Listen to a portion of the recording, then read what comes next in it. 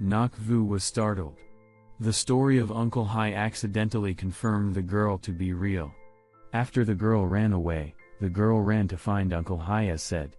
Then Quinn is a person, not a ghost or Vu dreaming. He was completely awake again, happily spent the shift, advising Cao and Hai Yin to go to sleep. Uncle Hai, after a while of wandering around, also began to snore loudly. Nok Vu calmly laid himself down on the bed. The novel Lonely Lover by female writer Kim Van that Vu likes to open before her eyes. Vu suddenly felt a craving for a cigarette, so he had to get up and go back to the table to draw a cigarette and light it. Taking a long breath, Vu released smoke drifting to the ceiling. The night sky was quiet, only the wind rustling the branches and leaves. Vu couldn't sleep without knowing what to do, so he had to go back to the bunk bed, his mind hazy thinking about Quinn, a girl with dreamy eyes, with an attraction different from the desire of men. He suddenly wished that if only Quinn was by his side to talk at this time, how happy he would be. Nok Vu closed his eyes, the thought of drifting somewhere. Cigarette butts fell on his chest, causing Vu to jump up in surprise. At the same time, the ears could clearly hear the dramatic sound coming from the cold room containing the dead bodies. Nok Vu naturally has goosebumps all over her body. He suddenly felt a chill down his spine, sitting still and observing what was going on. Once again, the sound of the body chamber resounded. This time, Nok Vu could no longer be mistaken. There was indeed the sound of footsteps walking in it. Nok Vu did not dare to move strongly. He gently put his feet down and put on slippers, tiptoed to Min Sao's bed, one finger flips to signal you to stop speaking, one finger pointed to the storage room, implying that you should listen. It was Min Sao's turn, with the same mood as Nok Vu, when he heard the human voice grow louder each time. It seemed to be near the dining door connecting to the duty room. The two boys quietly walked over, groped for the keychain where the guard's bed was, approached the door of the body room, skillfully inserted the key into the lock, and turned it smoothly. A dry clack was heard clearly in the middle of the empty night. Hai Yin was still fast asleep, and the two boys didn't want to wake her up, only causing more panic. Both Vu and Cao entered in parallel. The room was cold. The pungent smell of poinciana wafted up the noses, making the two boys uncomfortable. Vu and Cao had to bring masks to their noses, look around at 2 rows of cement shelves built into drawers to hold a corpse. But how strange, from the moment the two boys entered the room, they no longer heard any sound and did not see any animals in the mortuary room, except for them 2 people living in the world. Nok Vu whispered in your ear as if he didn't want the corpse to hear. Cao, why was it obvious that we heard a noise earlier? Are there real ghosts, Vu? Both boys suddenly looked at each other and shivered at the same time. Even though they were bold, they didn't believe in ghost stories. They fully understand that in the era of advanced science, the story of the vampire Dracula or collapsing is just a fantasy novel. Moreover, after 5 years of hard work under the roof of a medical university, how many times have they been in the hands of unclaimed corpses, people who silently sacrificed for science, for medical students to practice research? Come on. They had no symptoms of the ghosts of the unseen. But now, both of them were shivering. Nok Vu pulled you to stand close, whispering, "Do you see anything strange? Or not? Or rats sneak in to find prey? Or not? Why don't you keep doing that?" "Because I don't know why anymore." Right at the moment Min Cao just finished speaking, he suddenly stared at the umbrella in front of him, only a meter away from where the two of them stood. His mouth hung open, didn't say a word, just held out a finger and just stood there frozen. Nok Vu was surprised to turn back to follow your finger and was also shocked, dumbfounded and unable to utter a sound when witnessing on the top shelf the horror in front of her eyes. Standing on the cement floor, the dead girl's body was all white, her hair was long, flowing near her heels, her face was pale like a dead person floating in a river, her eyes were wide open, her mouth was wide open like a cave, His throat was as red as blood, his tongue was more than an inch long and bruised, his body swayed as if he was standing on a roller, the shroud fell down to his feet, as if he wanted to move forward but was entangled, so he kept going. Moved continuously. Nak Vu and Min Kao passed a sudden moment of panic. They regained their composure, clasped each other's hands, and walked towards the girl's body. Strangely enough, the corpse moved and receded with every step the two boys took. Vu and Kao stopped, the corpse also stopped, standing as stiff as a stone statue. The two gray-faced boys, they hurriedly retreated toward the door, when the corpse followed them. The terrified Nak Vu and Min Kao retreated as quickly as the corpses followed them, only a distance less than arm's length away. A voiceless cry rose up. "Oh! Hi! Demons enter the colon!" Nak Vu suddenly looked back and realized that a security guard had been standing behind them ever since. Min Kao trembled and fell down on the tile floor. The corpse also suddenly fell to the ground and pressed firmly on his body. Nak Vu was shocked and jumped back 2 steps, knocking the guard down. Uncle Tu howled in horror, like a madman. "Demons enter the colon. Oh, my dear. Demons enter the colon." Uncle Hai's shout woke Hai Yen. She was surprised to see the horror unfolding before her eyes. Uncle Hai crawled around, his mouth continuously groaned 3 times, "Dear." Enter the field, while Nak Vu, after jumping out of the body chamber, stood dumbfounded, staring at the corpse that was lying on top of Min Kao. Hai Yen looked around, did not see Min Kao anywhere, and also wondered what had happened in the duty room. She suddenly covered her mouth and cried out. "Oh! Oh my God! Why is that? Why is that? Uncle Hai, what are you doing?" The security guard suddenly jumped up, shouting fear when Hai Yen touched the person he was about to lift up. "Oh! Wow! I die! Demons enter the bowels." Hai Yen tries to calm Uncle Tu. "I'm here. I don't have any demons." Nak Vu listened to Hai Yen's voice, he regained his senses, became less afraid, turned to look at Quan. The security guard was still sitting and talking on the tile floor. Hai Yen Company helped him up, but not strong enough. Nak Vu rushed to grab the guard's armpits and pulled him back to the bed. At this time, Hai Yen's assistant pulled his leg up and asked curiously, "Where is Min Kao, Mr. Vu?" Nak Vu remembers the dead body on his friend. He hastily ran back to the room to chill the girl's body still on Min Cao's body. Hai Yen stands beside her, eyes opened wide in surprise, mumbling, "Why is it so strange? Why is it so strange?" Nak Vu bent down and picked up the corpse. He almost froze when he realized that the unfortunate girl's face was like 2 drops of water to the girl who had talked to him last night. Maybe it's like that. Nak Vu walked over to the cement shelf, placing the girl's body, almost throwing it because it was too heavy for a living person. One of his hands was stuck to the shroud, causing him to struggle and jump out of the room, almost stepping on Min Kao, who was still lying on the cement floor. Ye Yen saw her friends running like crazy. She jumped up, hurriedly ran out, and strangely, mysteriously, Min Cao's motionless body suddenly jumped up and chased after Hai Yen.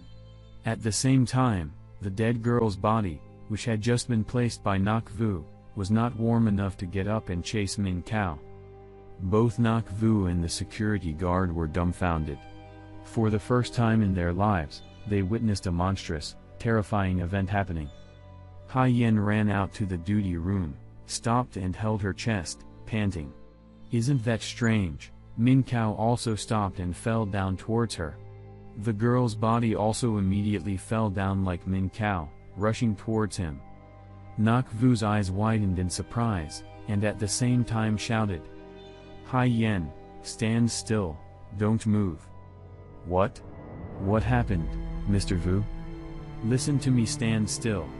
"Nothing, I got it." While shouting to reassure Hai Yen, Nak Vu ordered the security guard, "Uncle Hai wants to throw that blanket to me." Although he didn't understand anything, moreover, she He was scared to death, but seeing that Nok Vu did not seem to be afraid anymore, the security guard quickly took the blanket and threw it at Nok Vu. He walked over to Min Kao, who covered his friend, then looked up at Hai Yen and said, "Hai Yen." She immediately jumped on the bed. "Don't move at all. Hai Yen does as you say." Sure enough, this time Min Kao lay still, even the girl's body was motionless. Nok Vu told the guard, "Uncle Hai, I carry the girl's body back to the cold room. Please hold on to Min Cao's body and give me a hand. As for Hai Yen, just sit still on the bed." And then, Nok Vu quietly picked up the girl's body and brought it back to the cold room.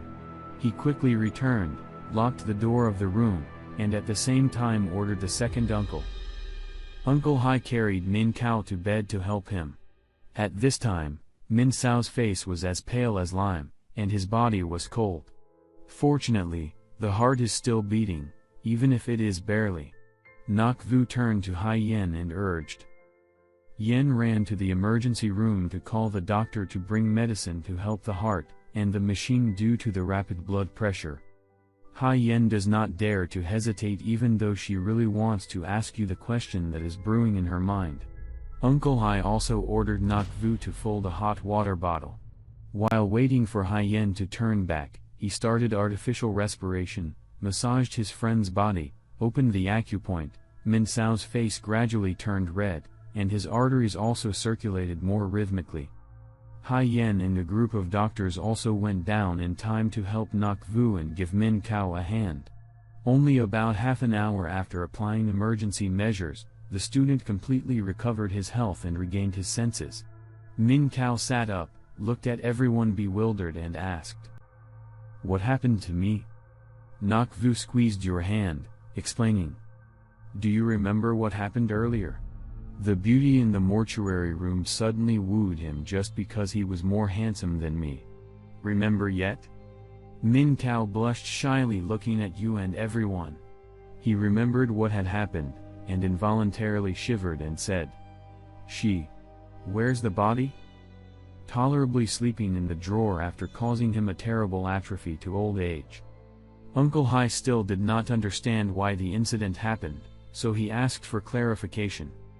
"Oh my God, it's the first time I've seen a demon enter the colon. Well, why is Dr. Min Kao damaged and unharmed?" Min Kao is no better than Uncle Hai, because he himself became a character for the first time involved in a phenomenon that has been heard orally without knowing the reason. He asks you, "Vu, you seem to understand the situation, please tell everyone. Is there a demon in the colon?" "Of course yes. Why not? Proof that you are the main actor. But science proves this phenomenon is due to the harmony of yin and yang. Electricity leads to dead bodies chasing the living. Uncle Two guards auxiliary. Maybe it's because Dr. Kao has a predestined relationship with her, so she wears it." Everyone present laughed happily. Although Qian Nok Vu has explained the phenomenon of female ghosts persuasively by science through electromagnetics, everyone still has a secret question. Which girl meets you, and which girl is lying coldly in the body room? They look like twins. Or just one. It's hard to explain exactly. Nok Vu struggled until he fell asleep, until the next morning. When he woke up from the sound of someone hitting his ear.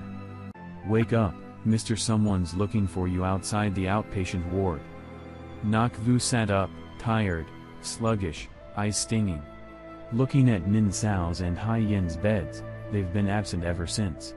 It turned out that Uncle Hai, the morgue guard, called him up. Nok Vu washed his face lightly, quickly changed the shirt he brought with him, put on a hospital gown, quickly walked up to the outpatient room. Some patients sit on wooden benches waiting to get their admission cards. He did not recognize anyone he knew. Looking around, Nok Vu was surprised and did not understand who he was looking for. Suddenly, from the clinic pushing the door, came a young girl who was not a stranger. It was Quinn who came to him last night. Nok Vu walked quickly towards Quinn, smiling with a smile on his lips, a flustered look.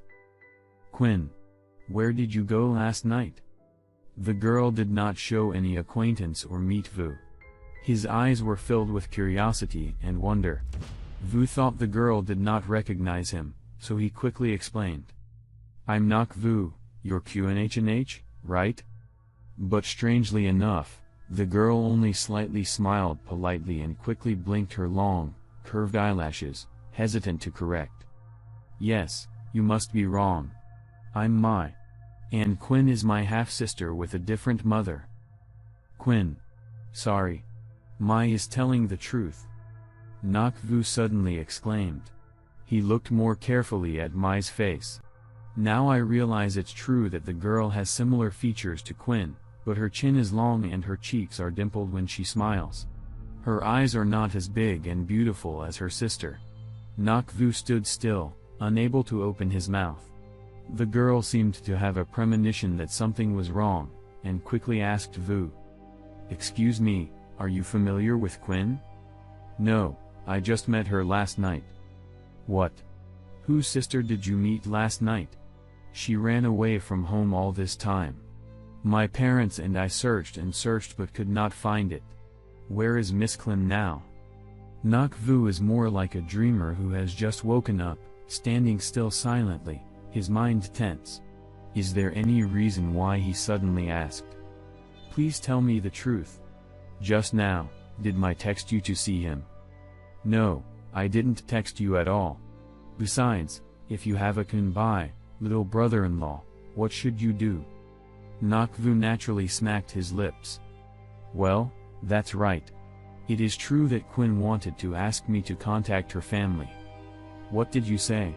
What does it mean that Quinn asked me to contact her family? I don't understand. Calm down, listen to me. Quinn is dead. What did you say? Yes, last night she appeared to meet you sacredly. It seems that she wants to ask you to text Mai about her death. Quinn jumped in the river. Died by suicide. Oh my God? Quinn died by suicide. Hey, sister, my sister. Just where are you now? Nak Vu took Mai down to the morgue to recognize her face. It's the real Quinn.